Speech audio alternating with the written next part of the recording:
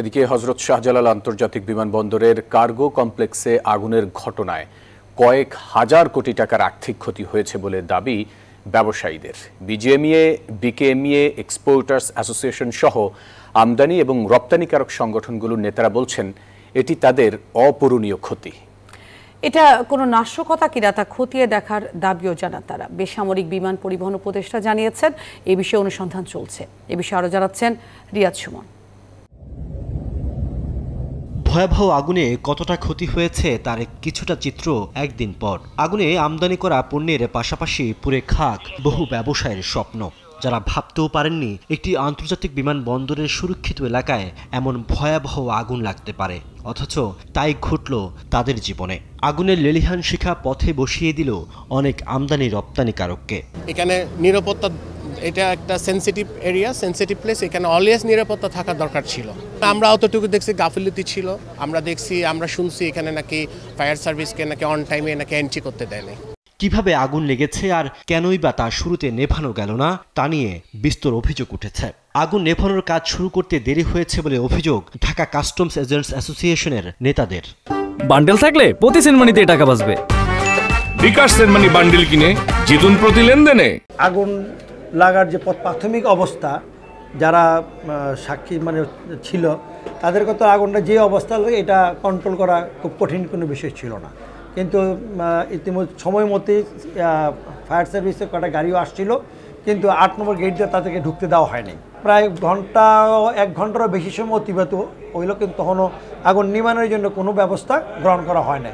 By this time এটা ওইখান থেকে স্প্রেড করে কুরিয়ার সার্ভিসের গোডাউনে চলে আসে। বাইরের থেকে যখন ফায়ার সার্ভিসের বিভিন্ন ইউনিট এখানে উপস্থিত হয়েছে, সেটা আমরা দেখেছি আগুন লাগার কমপক্ষে 1 ঘন্টা পরে, আধা ঘন্টা পরে তারা এসেছে। তো তখন আগুন অলরেডি গোডাউনের বিভিন্ন জায়গায় ছড়ায় গেছে। গাড়ি যদি ঢুকতে দিত তাহলে পরে এক সাইড কভার হতো, এক সাইড নাই ফুটতো, এক সাইড তো কভার হতো। এটার জন্য একমাত্র দায়ী হচ্ছে বিমান এবং সিভিল এভিয়েশন। এই দুই পক্ষেই এই ক্ষতির কারণ। তারা যদি সচেতন থাকতো, অ্যালার্ট থাকতো, তাহলে আজকে এতটুকু ক্ষতি হইতো না। অনাকাঙ্ক্ষিত এই ঘটনা অস্বাভাবিক বলছেন ব্যবসায়ী নেতারাও। অভিযোগ, গুরুত্বপূর্ণ এই কার্গো কমপ্লেক্সের সুরক্ষা দিতে ব্যর্থ সরকার, যার ফলে কয়েক হাজার কোটি টাকার খেসারত দিতে হয়েছে তাদের।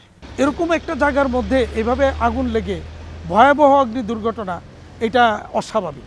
যে মুহূর্তের মধ্যে আগুনটা এইভাবে ছড়িয়ে গেল কেন?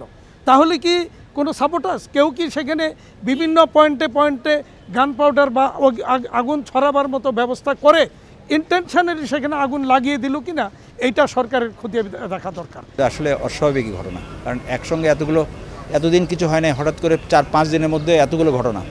আমি ভিতরে যা দেখে আসলাম তাতে যা মনে হলো পরিস্থিতি হিউজ ক্ষতি হয়ে গেছে। একবারে এই দিক থেকে ওই কোণা পর্যন্ত একবারে পুরো ভিতরে সব পুড়ে গেছে। মানে এটা এত খারাপ অবস্থা আমি জানতাম না। আমাদের ধারণা ছিল কিছু হয়তো মাল রয়ে গেছে, সমস্ত জিনিস একদম টোটালি বার্ন। এখানেই যদি আমাদের নিরাপত্তা না থাকে তাহলে আমাদের দেশের কোথায় নিরাপত্তা?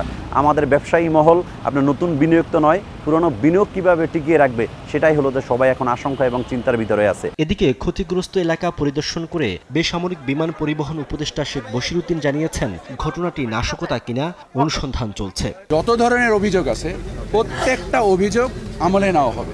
আমরা এখনই একটা ক্যাটালগিং কমিটি করে দেওয়া হয়েছে, যারা এই আগুনের পূর্ববর্তী এবং বর্তমান অবস্থায় পুরো ঘটনার ক্যাটালগিং করবে। আপনার এই ক্যাটালগ দিয়ে আমরা তারপরে অংশীজনের সাথে আলোচনা করে গোয়েন্দা সংস্থা থেকে শুরু করে তদন্ত সংস্থার সকলকে একত্রে নিয়ে আমরা এখান থেকে এর রহস্য উদ্ঘাটন করার চেষ্টা করি। তিনি আরও জানান, আগুনের কারণে ক্ষতিগ্রস্ত হওয়ায় আগামী 3 দিন যেসব নন শিডিউলড ফ্লাইট আসবে সেগুলোর সব ধরনের মাশুল ও চার্জ মওকুফ করা হয়েছে। যত নন শিডিউল এক্সট্রা ফ্লাইট আসবে তার সমস্ত রকম মাশুল এবং তার সমস্ত রকম খরচ আমরা মওকুফ করে দিয়েছি। রিয়াদ সুমন, নিউজ 24, ঢাকা।